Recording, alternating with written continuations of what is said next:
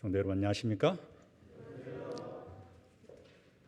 교회에서 혹은 각 가정에서 하나님을 예배하기 위하여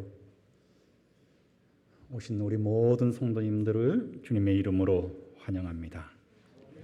오늘은 여러분들과 함께 동행의 기쁨이라고 하는 말씀을 은혜롭게 나누기를 원합니다. 하나님의 말씀 히브리서 11장 5절로 6절에 믿음으로 에녹은 죽음을 보지 않고 옮기었으니 하나님이 저를 옮기심으로 다시 보이지 아니하니라. 저는 옮기우기 전에 하나님을 기쁘시게 하는 자라 증거를 받았느니라. 믿음이 없이는 기쁘시게 못하나니 하나님께 나아가는 자는 반드시 그가 계신 것과 또한 자기를 찾는 자들에게 상 주시는 이심을 믿어야 할지니라. 창세기 5장 24절에는 에녹을 이렇게 표현했습니다. 에녹이 하나님과 동행하더니 하나님이 그를 데려가심으로 세상에 있지 아니하였더라. 동행의 기쁨을 알았던 인물 에녹의 삶을 성경은 조명하고 있습니다. 하나님께서 세상을 창조하실 때 좋았더라라고 말씀하셨습니다. 그런데 특별히 하나님의 형상과 하나님의 외모를 닮은 아담과 하와를 창조하시고는 하나님께서 보시기에 심히 좋았더라라고 기록하셨습니다. 왜 하나님께서 자신의 형상과 외모를 닮은 아담과 하와를 바라보시면서 그렇게 기뻐하셨을까? 그 이유가 무엇일까요? 수도 없이 많은 이유가 있을 것입니다. 그런데 저는 오늘 여러분들에게 하나님께서 기뻐하신 이유가 사랑하는 자신의 창조물인 자신을 쏙 빼닮은 아담과 하와와 동행하는 기쁨을 누리기 위해서 사랑이신 하나님께서 아담과 하와를 창조하시지 않았을까 생각합니다. 아담과 하와가 하나님의 낯을 피하여 타락한 이후에 동산나무 사이에 숨으셨는데요.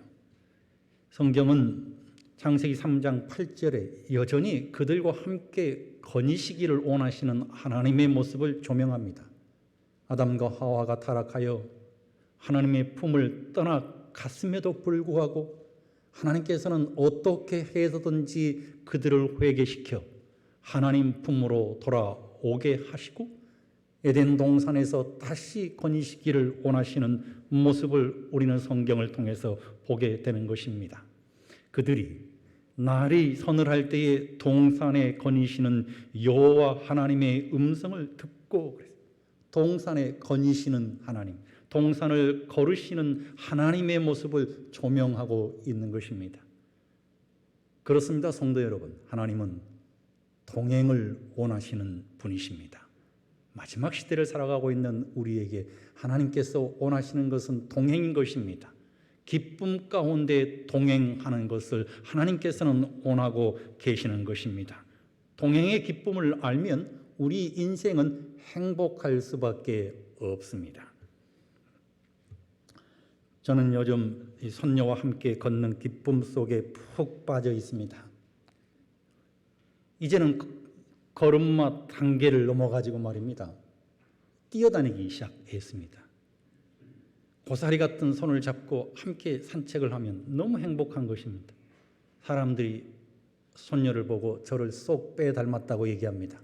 기분이 너무 좋습니다. 필설로는 표현할 수 없는 기쁨입니다. 하나님이 아담과 하와와 함께 걸어가셨던 그 기쁨을 어느 정도는 알 것 같습니다. 며칠 전에도 함께 산책을 했습니다. 제가 두어 걸음 앞서서 걸어가고 뒤에 손녀가 따라오고 그 다음에 딸아이와 우리 집사람이 따라오고 있었는데 한참을 걸어가는데 아빠 뒤 좀 돌아보세요. 그러면서 막 웃는 것입니다. 그래서 제가 호기심을 갖고 뒤를 돌아다 보았더니 말입니다. 그림처럼 손녀가 따라하고 있는 것을 발견하게 되었습니다.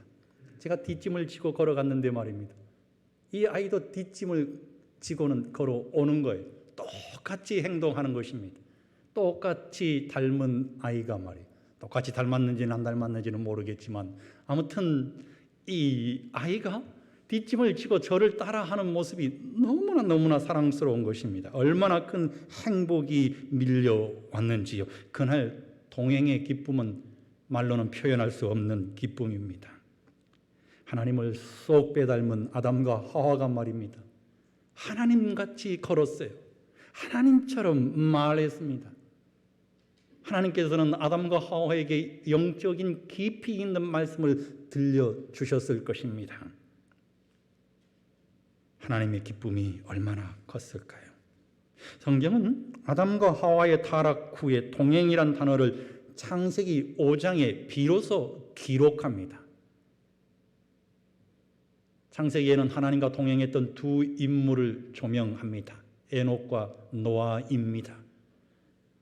우리의 인생의 여정에서 가장 중요한 것은 내 삶에 누구와 동행하고 있는가일 것입니다. 제가 마석교회에서 심호할 때였습니다. 어느 날 아침에 전화 한 통을 받았습니다. 목사님, 이남수 장로님이 교통사고를 당했는데 엄청나게 크게 다쳤대요. 어디에서 다쳤는데요? 예천 톨게이트 앞에서 교통사고가 났다고 합니다. 빨리 가보셔야 될 것 같습니다. 가는 내내 가슴이 아팠습니다. 그 장로님을 생각하니까 우물을 파시는 분인데요.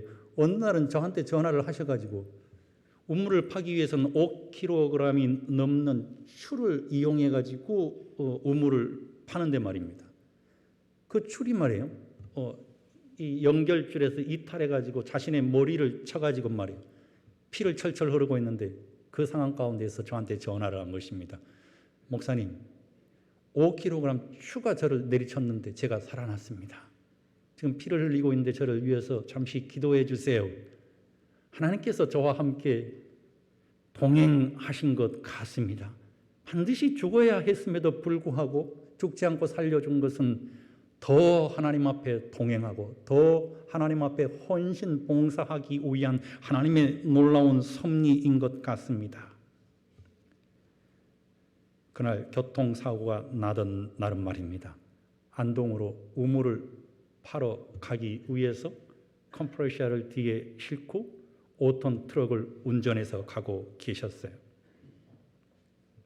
예천 톨게이트에서 이제 속도를 어느 정도 죽였다고 생각했는데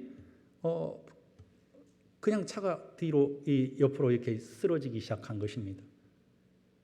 옆을 보니까 낭떠러지였다고 합니다. 그래서 잠시 하나님 앞에 기도했어요. 하나님 동행하실 거죠? 하나님 저를 살려주실 거죠? 하나님 저와 함께 하실 거죠? 하면서 말이에요. 옆으로 핸들을 꺾었어요. 그랬더니 컴프레셔는 먼저 떨어지고 그 다음에 차가 전복되어 가지고 제가 가서 보니까 차가요. 종이장처럼 구겨져서 폐차한 상황이었습니다. 장로님이요. 눈을 떠보니까요. 여전히 시동이 켜져 가지고 자동차는 막 돌아가고 있고요. 다리를 움직여 보니까 다리가 움직이는 것입니다. 팔도 움직여 보니까 팔이 움직여요. 그래가지고는 겨우겨우 팔을 뻗어가지고는 커렉션을 막 계속해서 경적을 막 올렸더니 이제는 한 사람이 와가지고 여기에 사람이 있다 119에 신고하고 해가지고 장로님을 빼냈습니다. 하나님께서 얼마나 놀라운 은혜를 주셨는지요. 부러진 데도 하나도 없고요. 아스팔트에 팔을 갈았는데요. 뼈가 그대로 드러난 상황으로 뼈가 부러지지 않는 상황으로 하나님께서 함께 하셨어요. 그러면서 저에게 병실을 방문했는데 이렇게 말씀하신 것입니다. 목사님 감사합니다. 기도해 주셔서 감사합니다. 오늘도 하나님께서 저와 함께 동행하셨습니다. 사고가 난 순간 하나님의 숨결을 느낄 수 있었습니다. 하나님께서 내 평생의 길을 인도하시는 것을 느꼈습니다. 이제는 더 하나님 앞에 헌신하고 더 하나님 앞에 봉사하겠습니다 라고 고백했습니다. 성도 여러분, 그렇습니다. 히브리서 13장 5절은 그가 친히 말씀하시기를 내가 결코 너희를 버리지 아니하고 너희를 떠나지 아니하리라 하셨느니라. 하나님께서 우리를 버리지 아니하시겠다고 말씀하셨습니다. 동행하시기를 기뻐하시는 하나님께서는 우리를 떠나지도 않으시겠다고 말씀하셨습니다. 6절은 그러므로 우리가 담대히 말하되 주는 나를 돕는 자신이, 하나님은 우리를 돕는 분이신 것입니다. 내가 무서워 아니하겠노라. 사람이 내게 어찌 하리요 라고 말씀하고 있습니다. 오늘 그리스도인들에게 어떻게 하나님을 섬겨야 하는지를 가르쳐준 위대한 성경의 인물은 에녹입니다. 동행의 기쁨을 알아간 사람, 평생을 하나님과 동행했던 에녹을 성경은 에녹이 하나님과 동행하더니라고 기록하고 있습니다. 에녹이 하나님과 동행하더니라는 말씀의 의미는 무엇일까요? 하나님과 동행한다는 것은 무엇을 말할까요? 동행이라고 하는 단어는 히브리 말로는 트할레크입니다. 단순히 걷다, 가다, 움직이다 라는 뜻으로 사용된 동사입니다. 할라크에서 나왔는데 강조 제기 동사입니다. 그래서 에녹이 여호와 하나님과 동행했다는 이 의미는 한마디로 표현하면 하나님과 걸었다인 것입니다. 둘이 걸은 것입니다. 사랑하는 성도 여러분, 그렇습니다. 동행은 하나님과 함께 움직이는 것입니다. 하나님과 함께 가고 하나님과 함께 오는 것입니다. 자기 자신을 완전히 하나님의 뜻에 맞추어서 하나님을 뒤따라 걸어가는 것입니다. 왜냐하면 동행은 하나님을 닮은 사람들이 하나님의 뜻을 쫓아서 하나님을 그대로 답습하는 것이기 때문인 것입니다.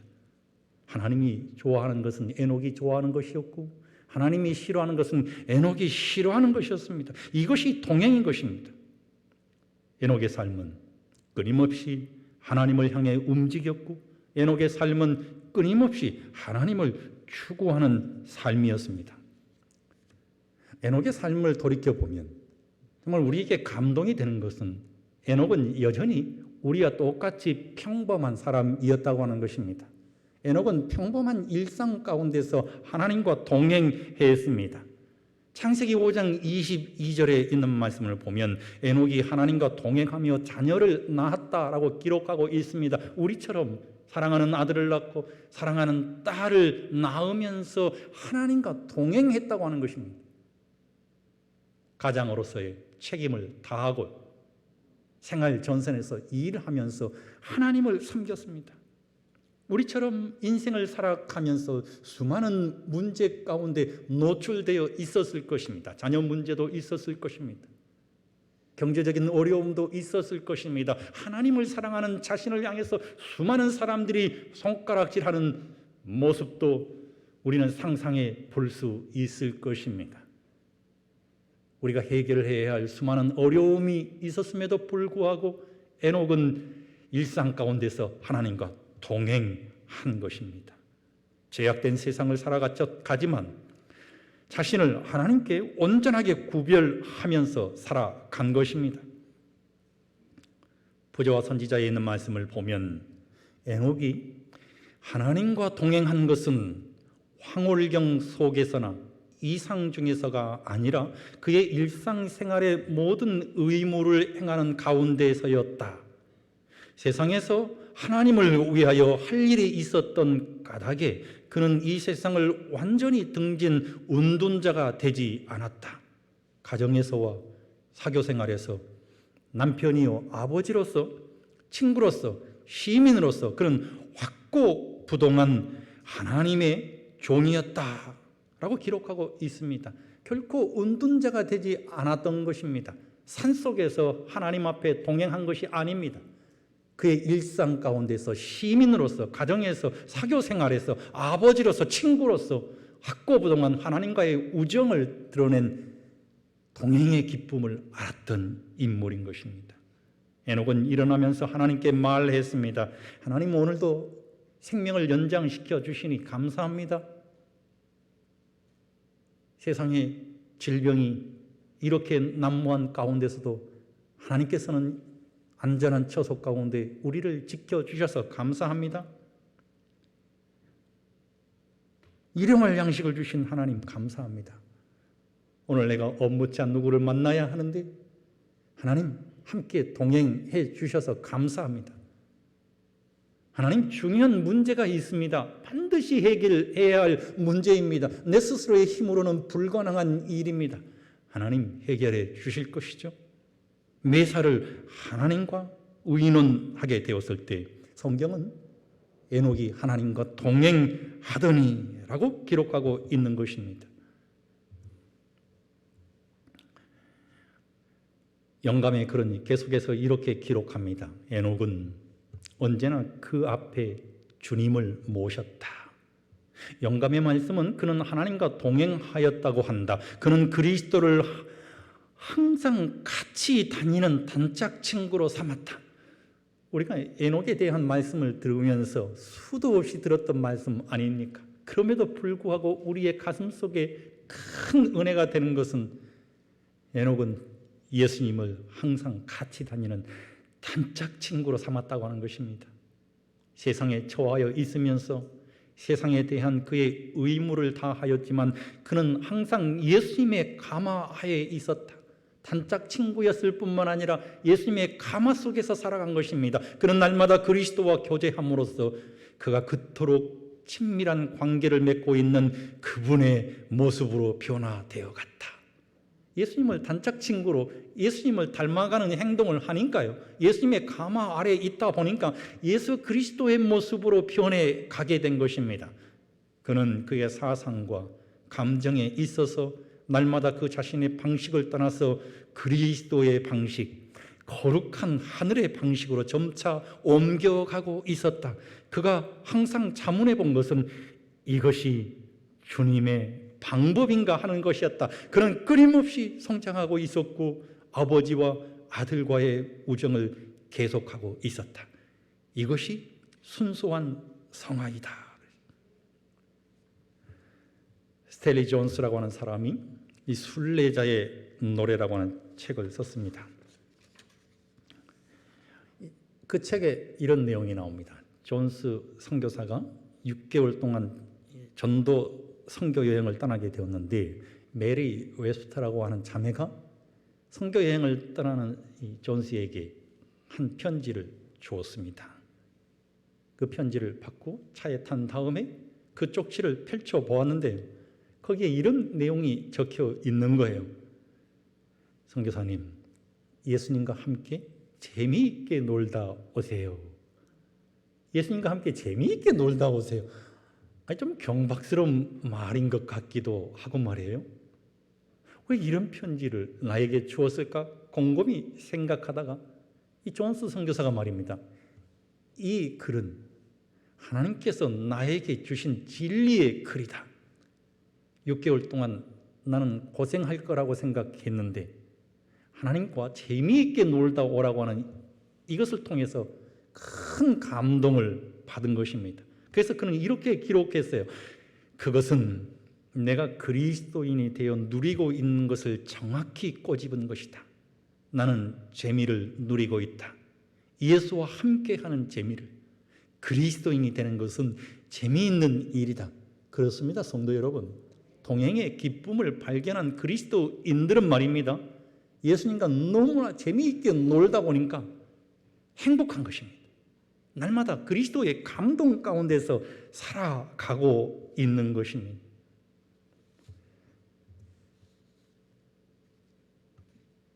파울로 코엘로라는 사람이 연금술사라는 책을 썼습니다. 재미있는 책인데 그 책의 말미에 이런 내용이 나와요. 예수님의 어머니 마리아와 아기 예수가 말입니다, 어느 수도원을 방문을 했어요. 아기는 강보에 쌓인 정말 귀여운 아기 예수였습니다. 이 수도사들이 한 사람 한 사람 아기 예수를 아련하면서 말입니다. 정말 경건한 수도사는 아기 예수를 위해서 긴 시간을 기도를 해 주었습니다. 그 다음 수도사는 또 아기를 위해서 아름다운 성시를 읽어 주었습니다. 또 다른 수도사는 또 아기 예수를 아련하면서 말입니다. 아주 지루한 노래를 불러주었어요. 또 어떤 수도사는 아기 예수 앞에서 성인들의 이름을 외웠습니다. 쉽지 않는 일이었습니다. 그런데 아기 예수가 기뻐하기는커녕 너무너무 지루해하는 것입니다. 너무너무 지루해가지고 아기 예수가요 어느 순간 깊이 잠이 들어버렸습니다. 그런데 그 행렬의 맨 끝에 있는 수도사는 아기 예수를 아련하는 것을 다른 수도사들이 원하지 않았습니다. 그는 수도사가 된 지 얼마 되지 않았을 뿐만 아니라 그의 직업이 고개사였기 때문인 것입니다. 그럼에도 불구하고 너무나 아기 예수를 만나고 싶었기 때문에 그는 아기 예수 앞에 섰을 때 아기 예수를 바라보니까 너무너무 기쁜 거예요. 주머니에서 말이에요 공을 여러 개 꺼내가지고 아기 예수 앞에서 그 공을 가지고 놀기 시작했습니다. 노래를 불러주어도 성인들의 이름을 한 사람 한 사람 암송해 주어도 성경 말씀을 또 암송해 주어도 지루해하던 아기 예수가 말이에요 어느 순간 입가에 미소를 짓더니 웃기 시작했어요. 거기서가 공놀이하는 모습을 보면서 말입니다. 그러더니요 옆에서 있었던 이 아기 예수의 어머니 마리아가 아기 예수를 번쩍 들더니 고개사에게 안겨준 것입니다. 그날 아기 예수를 안아본 사람은 고개사 수도사뿐이었습니다. 얼마나 감동이었는지요. 우리가 일상 가운데서 그리스도 예수를 반드시 만나야 하는 것입니다. 찰스 셔워라고 하는 고고학자가 있었는데요. 이 고고학자가 평생을 이 팔레스타인에서 고고학을 연구하다가 또 발굴하다가 미국으로 돌아오고 난 다음에는 성경을 가르치는 선생이 되었습니다. 어느 날 교통사고를 당했습니다. 병원에서는 1%의 가망이 없다라고 얘기를 했습니다. 그런데 하나님 앞에 모든 학생들과 또 교직원들이 연합해서 기도하게 되었을 때 어느 날 살아날 가망성이 있다라는 얘기를 들었습니다. 그런데 문제는 그가 살아나도 정신 이상자로 살아날 것 같다라고 진단을 내렸습니다. 왜냐하면 그가요 중환자실에 누워 있는데 계속해서 입으로 무엇인가를 중얼거리고 있었기 때문인 것입니다. 신학대학장이 방문을 했습니다. 그리고는 귀를 가까이 대고 도대체 이 셔워 교수가 어떤 말을 하고 있는가를 들어보았더니 성도 여러분 놀랍게도 셔워 교수는요 그 죽어가는 순간에도 말입니다 하나님과 동행하고 있었습니다. 시편 1편을 히브리 말로 암송하고 있었습니다. 그래서 간호사나 의료진들이 도대체 그가 무슨 말을 하고 있는지 알아들을 수가 없었습니다. 다시 돌아오게 되었을 때 교직원 앞에서 학생들 앞에서 셔워 교수는 반드시 살아날 수밖에 없습니다. 왜냐하면 그가 죽어가는 그 순간에도 히브리어로 시편 1편을 암송하고 있었기 때문입니다. 시간이 지나고 그는 건강한 몸으로 회복되어 다시 학생들 앞에 설 수 있었습니다. 무의식 중에도 말씀 가운데 하나님과 동행한 것입니다. 우리 집사람은 부산 36 초등학교를 졸업을 했습니다. 졸업생 명단을 이렇게 세보니까 한 두세 명 되는 것 같아요. 그런데 어느 날 미국에서 친구가 왔다고 부산을 갔다 와야 한다고 합니다. 그렇죠? 한 번도 허락하지 않았는데 미국에서 친구가 왔다고 하니까 그러면 갔다 와라 이렇게 얘기를 하고 보냈습니다. 그리고 난 다음에 돌아와서 저에게 이런 얘기를 하는 거예요. 이번에 동창회를 갔는데 동창들이 엄청나게 다 잘 살고 있다라고 얘기합니다. 어떤 친구는 미국에서 집이 200평이래. 200평 집에서 살아가고 있어요. 그런데 이 친구가 신앙도 좋아요. 강진구 집사님의 친척입니다. 또 어떤 친구는 건축 사업을 해서 엄청난 재력가래. 어떤 친구는 인테리어를 하는데 성공했대. 그건 학교 다닐 때 나하고 늘 같이 다녔던 어떤 친구는, 교회 생활을 같이 했던 어떤 친구는 덤프트럭 운전사가 되어 있어가지고 돈도 많이 번대. 내가 당신은 이렇게 얘기했더니 나는 내세울 게 있어야지. 꿀먹은 벙어리처럼 있었지. 근데요, 동창회가 맞춰갈 무렵에 친구들이 하나같이 이렇게 얘기를 했다고 합니다. 나는 네가 부러워. 뭐가 부러운데? 초등학교를 졸업하고 지금까지 교회 안에서 하나님과 동행하는 네가 부러워서 죽겠다. 뿐만 아니라 목사님의 아내가 되어서 하나님의 사업을 하고 있으니 이 얼마나 큰 축복이고 이 얼마나 큰 행복이냐. 나도 빨리 돌아가야 할 텐데. 그날 동창회를 마치고 집으로 돌아오는 기차 안에서 마치 하나님이 내 곁에 계시는 듯 얼마나 행복했는지 몰랐다고 말합니다. 지금까지 하나님과 동행하는 네가 부럽다는 말이 귓전에서 들리고 있는 것 같아 라고 얘기했습니다. 여러분, 여러분이 어디에 계시든, 여러분이 무슨 일을 하시든, 여러분이 어떤 어려운 환경 가운데 놓여 있든, 여러분이 어떤 환난을 당하든 어떤 슬픔을 당하든, 성도 여러분, 우리가 하나님과 동행하고 우리가 평생을 제7일 안식일 예수 재림교회 성도로 살아왔다는 사실에 감사하게 되시기를 바랍니다. 이것이 바로 동행의 기쁨인 것입니다. 하나님을 즐기시기를 소망하는 것입니다. 에녹은 동행하기 힘든 시대에 하나님과 동행했습니다. 에녹이 살던 이 시대는 매우 영적으로 힘든 시기였습니다. 세상적으로 보았을 때 하나님과 동행할 수 없는 시대를 살아간 인물이 에녹이었습니다. 그 당시 가인의 후예들이 득실거렸습니다. 경건치 않는 자들로 둘러싸여 있었다고 말하는 것입니다.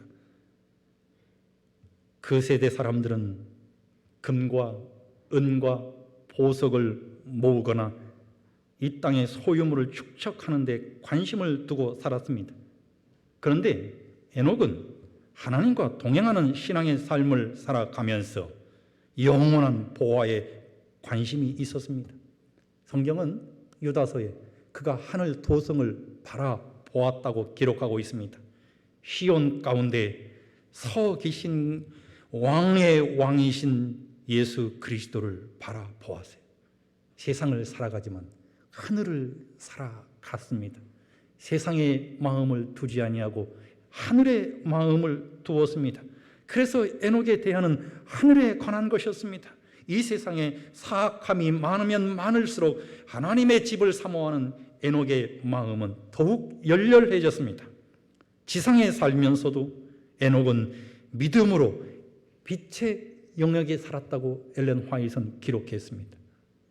성도 여러분, 그는 자신의 정신과 마음을 언제나 하나님 앞에 있다는 것을 느끼도록 훈련했으며 어려움 중에서 그의 기도는 자신을 지켜달라고 하나님께 올라갔다. 그는 어떤 행로라도 자기의 하나님을 회방하는 것은 취하기를 거절했다. 그는 기도했다. 제가 실수하지 않도록 주의 길을 내게 가르쳐 주십시오. 저에 대해 주님의 기뻐하는 것은 무엇입니까? 나의 하나님, 주님을 명예롭게 하기 위해 제가 무엇을 해야 합니까? 이렇게 그는 하나님의 계명과 조화되도록 그의 길과 행로를 항상 만들어 갔으며 그의 하늘아버지께 완전한 믿음과 신뢰를 가졌고 그리하여 그분은 그를 도우셨다. 그는 자신의 생각을 갖지도 가지려고도 하지 않았다. 그것은 모두 그의 아버지의 뜻 안에 숨겨졌다. 이제 에녹은 그리스도께서 오실 때 이 땅에 있던 사람들 중에 죽음을 보지 않고 올라갈 사람들의 대표자가 되었다라고 기록했습니다. 그러므로 환경 때문에 하나님과 동행하지 못합니다. 가족들 때문에 하나님과 동행하지 못합니다. 직장 때문에 하나님과 동행하지 못합니다. 건강 때문에 하나님과 동행할 수가 없습니다라고 우리는 핑계를 대지 말아야 합니다. 어그러지고 거스리는 세상 속에서도, 경건치 않는 자들 속에서도 하나님과 동행했던 에녹의 신앙을 우리는 본받아야 하기 때문인 것입니다. 모세가 이스라엘 백성들을 적과 꿀이 흐르는 가나안 땅으로 인도할 때 너무나 힘이 들었습니다. 하나님, 저를 이름으로도 아신다고 하셨지요? 너무 힘듭니다. 주님, 길을 좀 가르쳐 주십시오. 저에게 좀 은총을 좀 내려주십시오. 주님의 길을 알려주십시오. 그 길을 내게 보여주십시오.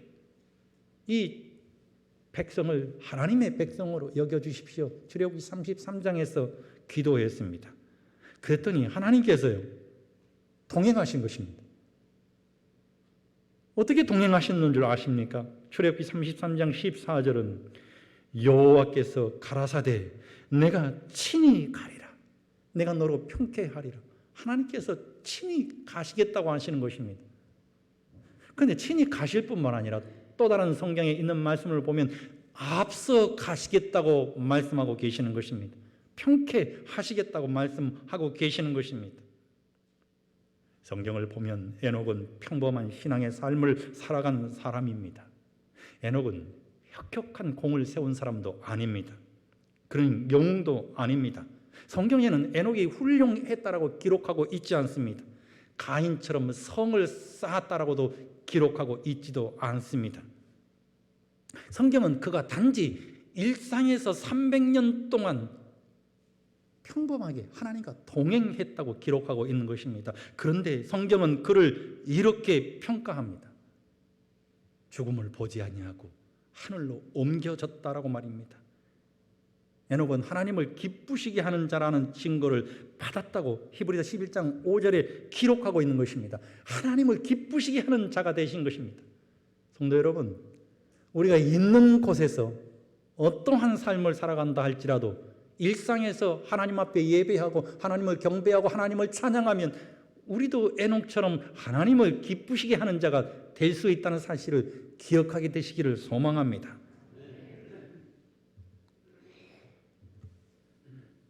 그는 영원한 세계의 문어기에 섰었고 그와 축복의 나라는 한 걸음 사이였다.